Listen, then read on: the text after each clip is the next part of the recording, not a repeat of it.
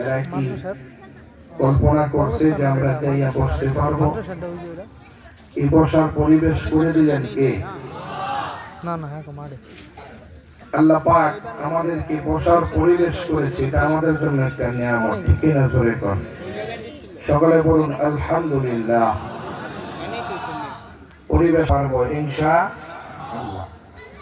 দিন দেওয়া ঠান্ডা, কবরে যারা ঘুমায় আছে তাদের জমানো বন্ধ, তারাও ঠান্ডা। আমার গলা অবশ্যই রয়েছে ঠান্ডা, ওয়াজ আছে ঠান্ডা হইব। কি কন কথা হয় না?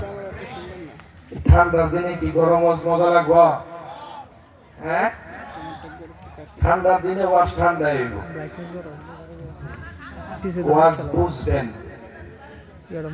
আমি যে আয়াতে কারিমা তেলাওয়াত করেছি, এই আয়াতে জান্নাতে যারা যাবে, জান্নাতি যারা হবে, তাদের দুইটা গুণ আলোচনা করলেন।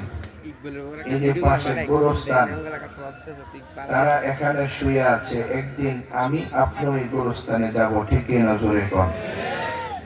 মরার পরে জাহান্নাম কেউ যেতে চায়? জোরে বলেন। সবাই জান্নাতে যেতে চায়। এই জান্নাতের পাগল মানুষ কেন করছি বাবা? এখানে তুমি চলে আসো। না, আমার ভাঙ্গা গড়ি ভালো, এটা আমি নিজ হাতে করছি। ঠিক কিনা? জোরে কর। অনেকের সন্তান ঢাকাতে বাড়ি করছে, ঢাকাতে যেতে চায় না। আমার এলাকার যে ঘর আছে, এটা যদি টিনের ভাঙ্গা ঘর হয়, ঢাকার 10 তলা বাড়ি থেকে এখানে আমার ভালো লাগে, আরাম লাগে, আমি ঢাকা যেতে চাই না। এখান থেকে হোমনা যেতে চায় না, ঢাকা যেতে চায় না। সৌদি থেকে সন্তান যদি বলে, বাবা আমি তো 10-20 লক্ষ টাকা মাসে কামাই, তোমরা সৌদি চলে আসো, সবাই কি রাজি হবে যাওয়ার জন্য? কথা বলেন। দেখেন, দুয়ার ভাঙ্গার মানুষ হোমনা যেতে চায় না, ঢাকা যেতে চায় না, সৌদি যেতে চায় না।